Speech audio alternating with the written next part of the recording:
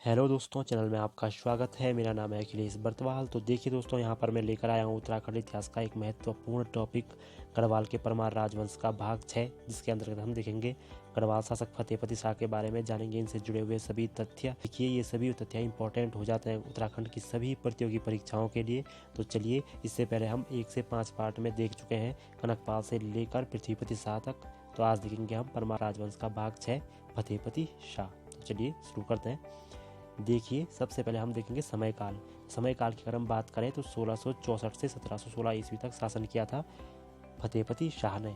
और बात करें इनके प्रारंभिक काल की, तो इनके लिए गद्दी का त्याग किया था पृथ्वीपति शाह ने इनके पक्ष में, क्योंकि पृथ्वीपति शाह के समय काफ़ी विरोध अंत में हो गए थे, इसलिए उन्होंने गद्दी का त्याग किया था पक्ष में फतेहपति शाह के। और कुछ समय तक ये संरक्षक भी रहे, और उसके बाद इनके जो संरक्षक रही वो रही कटौची रानी, जो माँ थी फतेहपति शाह की। देखिए, जो रानी थी उसने अपने 5 भाई खड़ेतों की सहायता से यहाँ पर शासन स्थापित किया। श्रीनगर के आसपास के क्षेत्र में जो शासन हुआ वो उसके 5 भाइयों की मदद से हुआ। पर हुआ ये कि उसके 5 भाइयों ने जनता को करों से लाद दिया। जैसे कुछ कर देखने को यहाँ पर मिले, सियूंदी सूपा कर, चूल कर, मतलब अगर घर में 2 चूल्हे हैं तो उन पर भी कर लगाया गया। तो इस खतरनाक सिचुएशंस में लगातार जनता को परेशान करने के कारण जनता ने विद्रोह कर दिया और इन 5 भाइयों की हत्या कर दी। यहाँ पर स्थिति को संभालने में जिनका योगदान रहा वो थे गढ़वाल के नाना फडणवीस अर्थात पुरिया नेथाणी। पुरिया नेथाणी को कहते हैं गढ़वाल का नाना फडणवीस। देखिए, नाना फडणवीस एक मुख्य मंत्री एक मंत्री थे महाराष्ट्र में, मराठा सल्तनत में। तो इसीलिए पुरिया नेथाणी को भी कहा गया गढ़वाल का नाना फडणवीस। देखिए, 1680 में जजिया कर को ख़त्म करने के लिए मुगल दरबार में पेश हुए थे पुरिया नेथाणी। वहाँ पर जो औरंगजेब था, उन्होंने पुरिया नेथाणी के लिए जो संबोधन किया वो था श्रीनगरिया जुन्नारदार। इस शब्द का प्रयोग किया था, श्रीनगरिया जुन्नारदार इस शब्द का प्रयोग किया था औरंगजेब ने पुरिया नेथाणी के लिए। देखिए, परमारों में सर्वाधिक जो आक्रमण हुए वो फतेहपति शाह के समय हुए। परमारों पर जो सर्वाधिक आक्रमण हुए फतेहपति शाह के समय में हुए। अगर बात करें चंदों की, तो उद्योग चंद, ज्ञानचंद सेकंड और जगत चंद, इन 3 चंदों ने आक्रमण किए थे फतेहपति शाह पर। देखिए आगे, ज्ञानचंद 2, जो ज्ञानचंद सेकंड था, वो मां नंदा देवी की स्वर्ण प्रतिमा को कुमाऊं ले गया था यहाँ से, और इसने कुमाऊं में इसकी स्थापना की थी। तो कौन सा चंद लेकर गया? तो ज्ञानचंद सेकंड। और किसके समय? फतेहपति शाह के समय। देखिए, फतेहपति शाह ने अंतिम रूप से कुमाऊं पर जो आक्रमण किया, इन सारे आक्रमणों के बाद एक अंतिम आक्रमण किया था फतेहपति शाह ने। तो उसने वहाँ पर काफ़ी अपने सारे हारे हुए क्षेत्रों को विजित कर एक गढ़सार नामक गाँव को बद्रीनाथ को भेंट किया था। तो ऐसा भी आ सकता है कि गढ़सार गाँव को बद्रीनाथ को भेंट किसने किया? तो फतेहपति शाह ने किया था। देखिए, दुधौली का युद्ध 1703 में युद्ध हुआ, और ये हुआ था फतेहपति शाह और ज्ञानचंद सेकंड के मध्य। प्रसिद्ध युद्ध है दुधौली का युद्ध। तो पूछा जा सकता है कि दुधौली का युद्ध कब हुआ? तो 1703 में हुआ।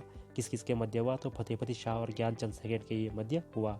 देखिए, 1882 में सिरमौर के साथ संधि की थी फतेहपति शाह ने, और बैराटनगर जो स्थित है, जो चक्राता के आसपास, वहाँ पर सीमा तय की गई थी सिरमौर और गढ़वाल के मध्य।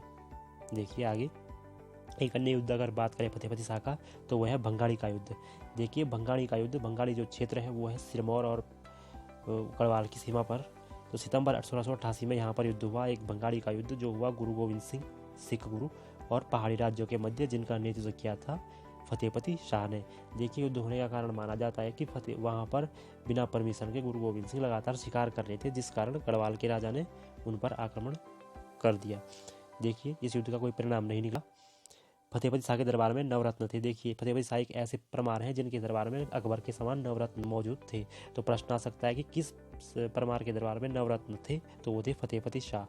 मौलाराम ने फतेहपति शाह को प्रीतम शाह कहा। देखिए, इनका जो बहुत अच्छा सद्व्यवहार था, इसके कारण प्रीतम शाह कहा था मौलाराम ने फतेहपति शाह को।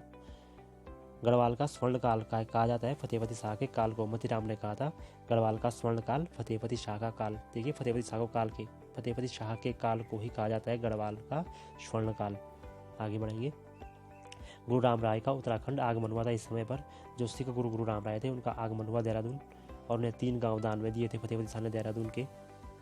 देखिए, कुछ पुस्तकें लिखी गई फतेहपति शाह के समय में। तो एक जो पुस्तकें हैं वो है, एक पहली पुस्तक है फतेह शाह यशो वर्णन। देखिए, रामचंद्र कंडियाल की ये पुस्तक है फतेह शाह यशो वर्णन, फतेह शाह पर लिखी गई है। आगे हम बात करें फतेह प्रकाश फतेह भूषण, जो रतन कवि ने लिखी। फतेह प्रकाश और फतेह भूषण।